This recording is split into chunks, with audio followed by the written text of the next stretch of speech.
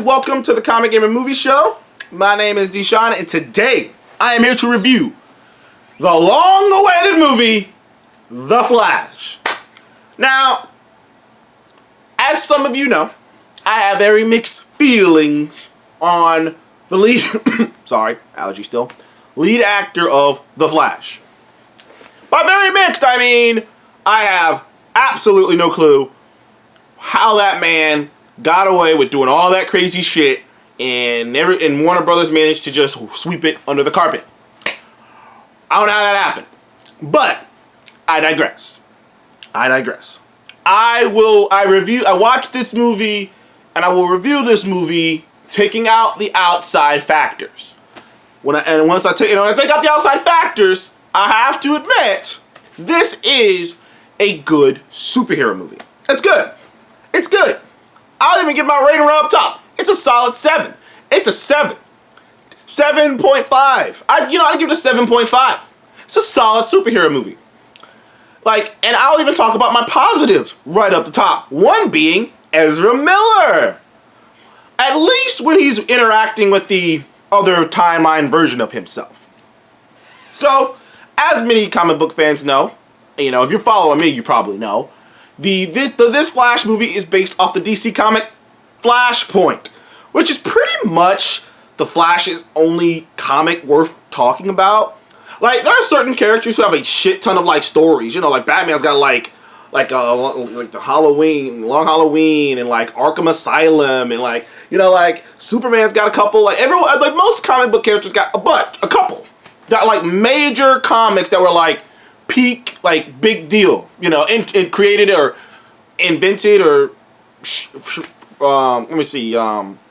presented a new character or something. Every comic book character have one or two big stories, but Flash really just has Flashpoint. Don't get me wrong, I'm sure he has a bunch of cool stories, a bunch of great stories, but let's face it, the only story that anybody worth a damn, any regular person would know if they even knew that, is Flashpoint. It's when Barry starts, getting real down, about his mom and about the death of his mom, and Flashpoint's changed over the years, some versions of it, like in the CW show, his mom was murdered by someone, another speedster. Sometimes it's just a random dude. And it seems like in this movie they made it a random dude, but Barry runs back in time to save his mom, and it creates an entire crazy batshit, domino effect that threatens to destroy the multiverse or the universe or that world.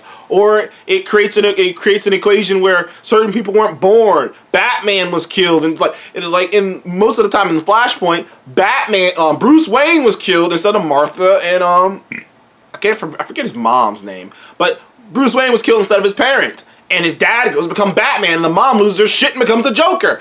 Shit like that happened from Barry saving his mom. I've always contested it just a little bit because I just don't think those characters, not all those characters are so linked that would happen. You know what I mean? I'm how would some dude bagging groceries in fucking Ohio, this dude bagging groceries in Ohio who means nothing to anyone, and nothing to anyone, barely has any friends, how would him dying, how would me preventing him from dying make the shooter all the way in another country decide, I'm gonna shoot this way? That just never made sense to me. I know time travel's weird and it's all these effects, but I'm just I just never saw that correlation. I never got how Barry saving his mom resulted in the guy over here going, I'm gonna shoot the kid instead. I never got that. That never computed with me. I was always it's one of the things about the Flashpoint comic and the animated show and the Flash.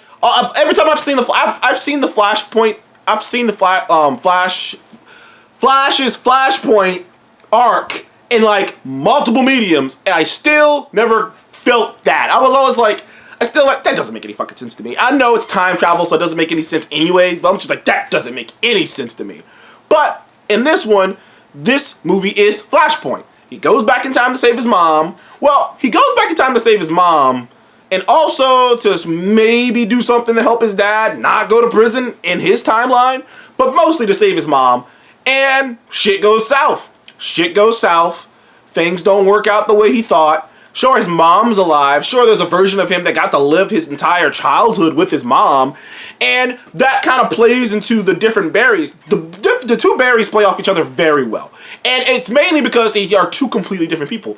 And it makes sense. I can only, like, as much as I'm happy, as much as I love my grandparent, because I was raised by a grandparent, raised by my grandmother, and I love her, and I think she did at least a decent job with me. I imagine I may be a bit different if I was raised by, if my mom and dad were, like, together and, like, they were all, like, a stable couple and, like, I had sisters and I was, like, surrounded by my siblings and raised in the house. I would imagine my personality, maybe I wouldn't be totally different, but, like, I would be different. Like, there would be different aspects of me that would make me not the guy I am now. So they played with that because Barry is still, like, because he's clearly still Barry. He still rambles on. He's still giddy, but he's more calm, he's more relaxed, he's not as anxious, he's more like a hippie, really. Like, in the idea that if Barry was raised in a loving environment, he would have just turned out to be like a real, because he's not as smart as the other Barry, he's not as driven as the other Barry, because of course he lost his mom and his dad was sent to prison, so like there's just a driven edge that the other Barry doesn't have. The other Barry does not have that edge that our Barry has. And that makes sense, and so they play off of each other very, very well. It's fun. It's almost Big Brother, Little Brother scenario, and it's, like I say, it's very fun. They play off each other very well. Every sequence they have together is pretty funny.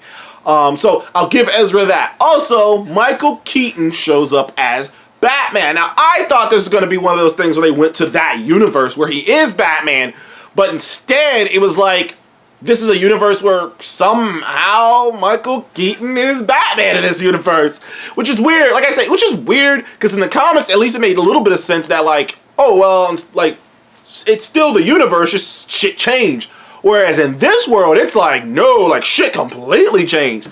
I don't want to spoil anything. The movie did just come out, but things happen. Like, when they say the changes, some of the changes, you're just like, whoa, why and when did that happen? Also, I'm gonna have to get into the negatives of this film. To me, the one big glaring thing is this movie is an entire mixed bag with the CGI. I've never seen a movie where sometimes the CGI is really cool and sometimes it is awful. I'm talking PlayStation 2 graphics. Oh my god. There's a sequence with fucking CGI babies, and they're just so, like, it was like, what the fuck is this? There's a cameo sequence near the end. Once again, it was like, what the fuck is this PlayStation 2 cutscene graphics going on right now? And there's a lot of CGI that looks like that. And I was like, what the fuck is that? Also, while they did a pretty good job with the whole Ezra's being on screen together, if you look at them, and, like, usually it's an eye thing. Usually when people say, like, CGI stuff, like, the CGI's come very far, usually they say it's an eyes thing. But you could clearly tell which scenes Ezra were, he was there himself, and that there was another actor with his face on top of it.